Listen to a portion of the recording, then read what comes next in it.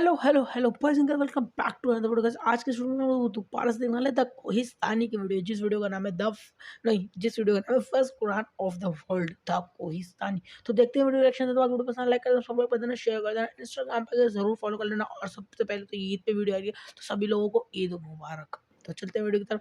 Video को start करते हैं। ईद पे मैंने सोचा कोई ये फर्स्ट कुरान वाली वीडियो बना डाल देता हूँ, अच्छी लगेगी तुम लोगों को। रिकॉर्ड तो मैं साथ में बैठा कर रहा हूँ, लेकिन मैंने सोचा कि एक ईद पे स्पेशल वीडियो फर्स्ट कुरान की चाहिए। तो देखते हैं वीडियो रिएक्शन देते हैं, जल्दी से चलते हैं वीडियो की तरफ। वीडियो को स्टार्ट करते हैं और चलते हैं। जंग यमामा में मुसलमान खालिद बिन वलीद की लीडरशिप में जंग जीत तो गए, लेकिन इस जंग में मुसलमानों को बहुत ज्यादा नुकसान भी हुआ, क्योंकि सिर्फ 13,000 मुसलमानों ने मुसैलमा कज़्ज़ाब की 40,000 की फौज को हराया था। जब मुसलमानों की इस अजीम फतह की खबर मुसलमानों की कैपिटल मदीना पहुंची, तो वहां सारे मुसलमान बहुत खुश हुए और सेलिब्रेट करने लगे।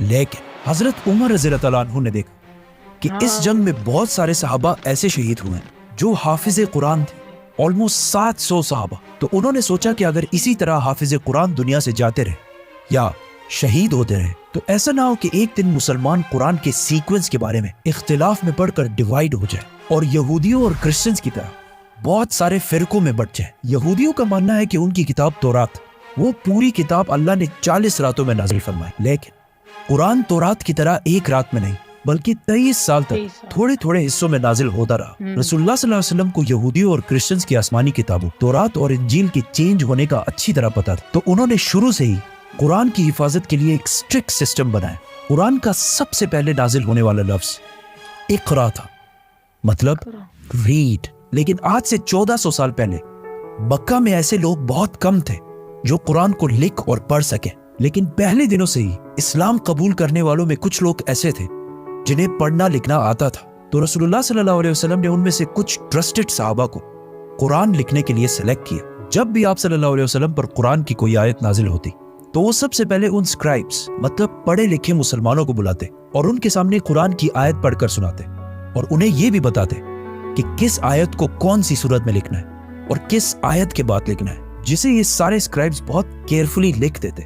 जिसके बाद दोबारा ये स्क्राइब्स उन आयत को आप सल्लल्लाहु अलैहि वसल्लम को पढ़कर सुनाते, और अगर उसमें कोई गलती हो तो आप सल्लल्लाहु अलैहि वसल्लम उसे दूर कर देते। और इस तरह 2-3 बार रिवाइज करने के बाद ही कुरान बाकी मुसलमानों तक पहुंचाया जाता। कुरान लिखने और पढ़ने वाले तो बहुत कम थे, जिसकी वजह से बाकी सहाबा ने कुरान को सुनने के साथ साथ इसे ज़बानी याद करना भी शुरू किया। मक्का में बहुत सालों तक कुरान इसी तरह लिखवाया गया, लेकिन मदीना हिजरत के बाद आप सल्लल्लाहु अलैहि वसल्लम ने मस्जिद नबवी के अंदर कुरान लिखवाने का एक प्रॉपर सिस्टम बनाया। मदीना की लिटरेसी रेट, मतलब मदीना में पढ़ने लिखने वाले लोगों की तादाद मक्का से भी बहुत ज्यादा कम थी। लेकिन मदीना में मुसलमानों को एक एडवांटेज ये मिला कि वहां पहले से बहुत सारे यहूदी आबाद थे, क्योंकि यहूदियों की किताबों में पहले से ये बता दिया गया था कि बहुत जल्द मदीना के आसपास एक पैगंबर आने वाले हैं। इसीलिए हिजरत से 500 साल पहले जब फलस्तीन के इलाके में रोमन एम्पायर ने यहूदियों पर जुल्म करना शुरू किया, तो इनमें से बहुत सारे यहूदी फलस्तीन को छोड़कर अरब की तरफ आए और स्पेशली मदीना और इसके आसपास आबाद हुए और अपने उस पैगंबर का इंतजार करने लगे। यहूदियों की आसमानी किताब तौरात एक किताब होने की वजह से उनमें एजुकेशन की अहमियत अरबों के मुकाबले बहुत ज्यादा थी, जिससे मदीना के लोगों ने अब तक कोई फायदा नहीं उठाया। लेकिन जैसे ही रसूलुल्लाह सल्लल्लाहु अलैहि वसल्लम मदीना हिजरत करके आए, तो उन्होंने यहूदियों के एजुकेशन सिस्टम से मुसलमानों को भी फायदा पहुंचाने की कोशिश की और बहुत सारे यंग और टैलेंटेड मुसलमानों को बचपन से ही यहूदियों के स्कूल्स भेजा, ताकि वो उनसे पढ़ना लिखना और दुनिया की बाकी नॉलेज हासिल कर सके। इन यंग सहाबा का काम ये था कि वो कोई बिजनेस ना करे, सिर्फ और सिर्फ तालीम हासिल करें।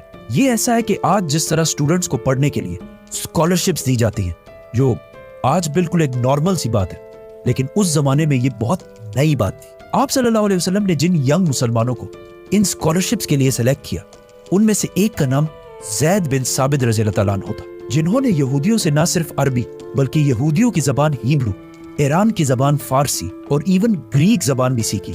जिसके बाद ज़ैद बिन साबित आप सल्लल्लाहु अलैहि वसल्लम के पर्सनल स्क्राइब बने, मतलब कुरान की नाजिल होने वाली आयत को लिखना और बाकी बादशाहों की तरफ लेटर्स लिखना, जो एक बहुत इंपॉर्टेंट रोल था। आहिस्ता आहिस्ता ये ग्रुप बढ़ता गया और कुछ एस्टिमेट्स के मुताबिक 75 तक जा पहुंचा।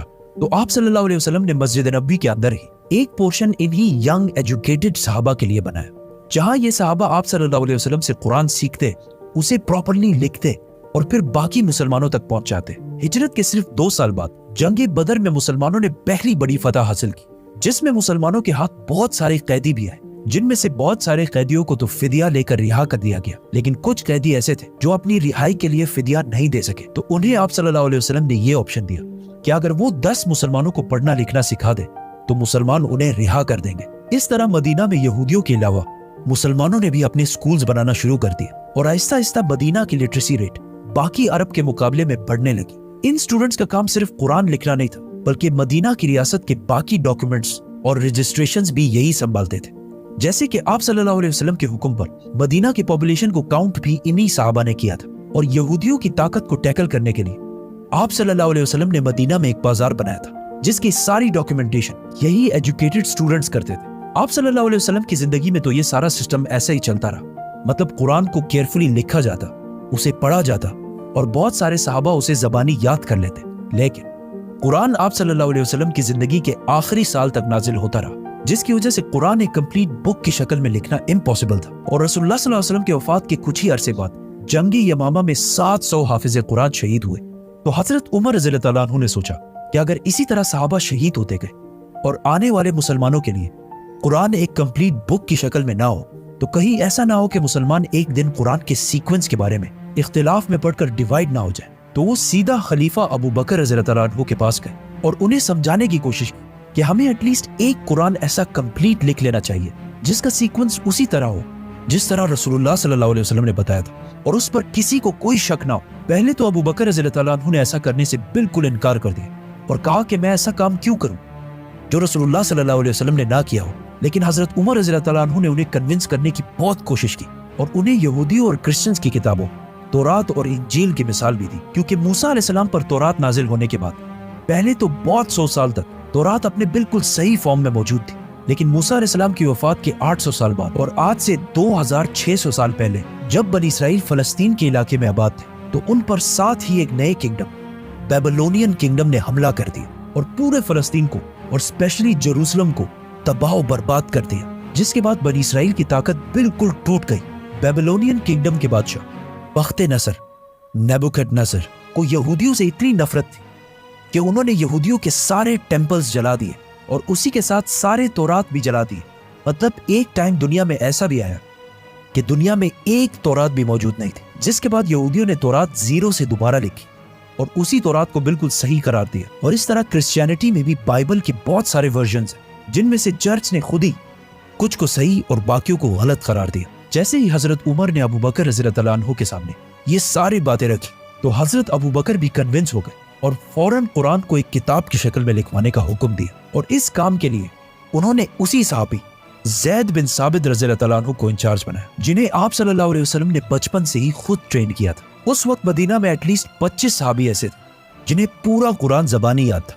तो अबू बकर रज़ियल्लाहु ताला अन्हु ने ज़ैद बिन साबित के अंडर सहाबा की एक टीम बनाई जो सारे हाफिज़ कुरान थे, और कुरान जमा करने के लिए एक बहुत स्ट्रिक्ट सिस्टम बनाया, जिसमें सबसे पहले सारे हाफिज़ कुरान की आयत पढ़कर सुनाते, फिर उन्हें आप सल्लल्लाहु अलैहि वसल्लम की जिंदगी में लिखे जाने वाले कुरान की आयत से मैच किया जाता, और इस सब के बाद भी बाहर से 2 गवाहों के कुरान के नुस्खे भी देखे जाते, और इस तरह कुरान की एक एक आयत को बहुत केयरफुली लिखा जाता। और ये सारे काम मस्जिद नबवी में सारे मुसलमानों के सामने किए जाते ताकि किसी मुसलमान को भी कोई शक व शुबा ना हो। और इस तरह आखिर सारा कुरान प्रॉपर सीक्वेंस के साथ पहली बार एक कंप्लीट बुक की शक्ल में लिख लिया गया।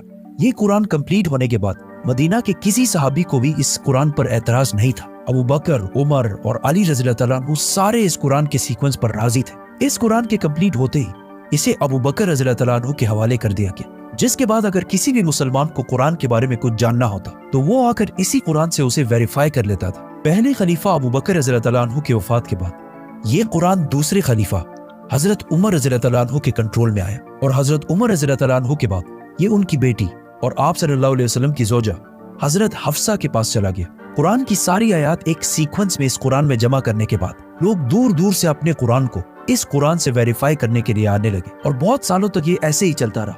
लेकिन हजरत उस्मान रज़ियल्लाहु ताला अन्हु के दौर में जब मुसलमान पूरे अरब को फतह कर चुके थे और इवन रोमन और पर्शियन एम्पायर को भी फतह कर चुके थे, और अब एक तरफ अफगानिस्तान और दूसरी तरफ अल्जीरिया को फतह करने में बिजी थे, जिसको हम पूरा एक्सप्लेन करेंगे तो सब्सक्राइब। तो इस इतनी बड़ी एम्पायर की आर्मी में से एक फौज रशिया के बॉर्डर्स के पास आर्मीनिया को फतह कर रही थी। एक दिन वही रशिया के बॉर्डर के पास मस्जिद में नमाज के बाद कुछ लोग खड़े हुए और उन्होंने इमाम से कहा कि आपने इस नमाज में जो कुरान की आयत पढ़ी वो गलत है और वो इस तरह नहीं बल्कि इस तरह है। जिस पर कुछ और लोग खड़े हुए और कहा कि नहीं, इमाम ने बिल्कुल सही पढ़ी। इन दोनों ग्रुप्स की मस्जिद के अंदर ही बहुत सख्त लड़ाई होने वाली थी कि इस फौज के कमांडर हुजैफा ने इन्हें रोक दिया। जैसे ही ये फौज जिहाद से वापस मदीना पहुंची तो इस फौज के कमांडर हुजैफा अपने घर जाने के बजाय सीधा खलीफा उस्मान रज़ियल्लाहु तआला अन्हु के पास पहुंचे और उन्हें कहा कि या अमीरुल मोमिनीन, उम्मत मोहम्मद को बचाए, और हजरत उस्मान रज़ियल्लाहु तआला अन्हु को वो सारा किस्सा सुनाया। असल में ये दोनों ग्रुप ही बिल्कुल सही कह रहे थे, क्योंकि इससे पहले कुरान सिर्फ मक्का के एक्सेंट में नहीं बल्कि अरब के बहुत सारे लहजों में लिखा हुआ था। लेकिन कुरान इतने लहजों में होने की वजह से आहिस्ता आहिस्ता मुसलमानों में इख्तिलाफ बढ़ रहा था।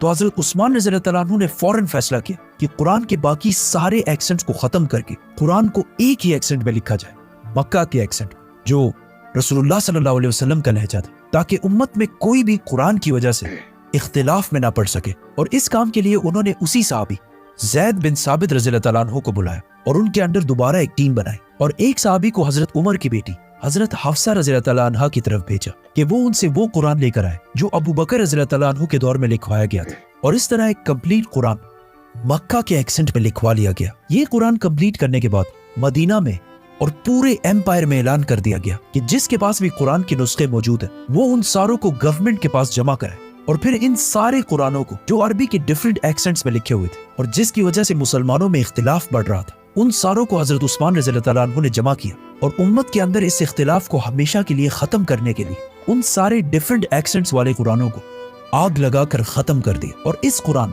जो मक्का के एक्सेंट में, मतलब रसूलुल्लाह सल्लल्लाहु अलैहि वसल्लम के एक्सेंट में लिखा गया था, उसे इस्लामिक एम्पायर के सारे प्रोविंसेस की तरफ भेज दिया गया। और कुरान की जो कॉपीज इन सूबों को भेजी गई उनमें से आज भी कुछ कॉपीज दुनिया में बिल्कुल सही मौजूद है, जिससे कुरान की ऑथेंटिसिटी का भी पता चलता है। और आज पूरी दुनिया में मुसलमान जिस किताब कुरान को पढ़ते हैं, ये वही किताब है जो रसूलुल्लाह सल्लल्लाहु अलैहि वसल्लम पर नाजिल हुई। अबू बकर रज़ियल्लाहु तआला अन्हु ने इसे कंबाइन कर एक बुक की शक्ल में लिखा और हजरत उस्मान रज़ियल्लाहु तआला अन्हु ने इसे एक ही तरीके, एक ही एक्सेंट में लिखवाया। लेकिन जिस बात से हजरत उमर रज़ियल्लाहु तआला अन्हु डर रहे थे कि कहीं मुसलमान कुरान के सीक्वेंस की वजह से यहूदियों और क्रिश्चियंस की तरह फिरकों में ना बढ़ जाए, तो मुसलमान कुरान की वजह से तो फिरकों में नहीं बढ़े, लेकिन बाकी चीजों में मुसलमान बहुत सारे फिरकों में बढ़ चुके हैं।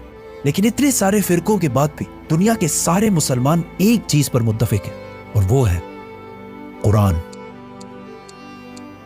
सब्सक्राइब।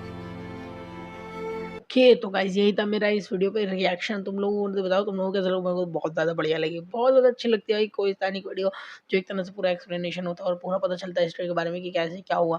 बाकी तुम लोगों को क्या लगा, वीडियो पसंद लाइक कर, सब्सक्राइब कर देना, शेयर कर देना और इंस्टाग्राम पे जरूर फॉलो कर लेना। और हाँ, फिर को मैं वही बात है ना कि कुरान की वजह से नहीं बटा, कुरान तो सब सेम ही पढ़ते हैं कि कुरान है हमारा, लेकिन जो है लोग अपनी अपनी तरफ से फिर कौन बढ़ गया, शिया सुन्नी और उससे भी ज़्यादा फिर वो बरेलवी मुस्लिम और ये सब जो चलता रहता, तुम लोगों ने देखा बरेलवी देवबंदी और अहले हदीस, ये भी फिरकों में बटे हुए लोग। तो ये अपने अपनी तरफ से बटे हुए, कुरान की वजह से कोई नहीं बटा। कुरान सबका एक ही है, सबकी एक ही जगह है, उम्र हज, जो मक्का और मदीना में, ठीक है ना। तो यही है, बाकी चल तो मैं तो नेक्स्ट तक एंड बाय बाय।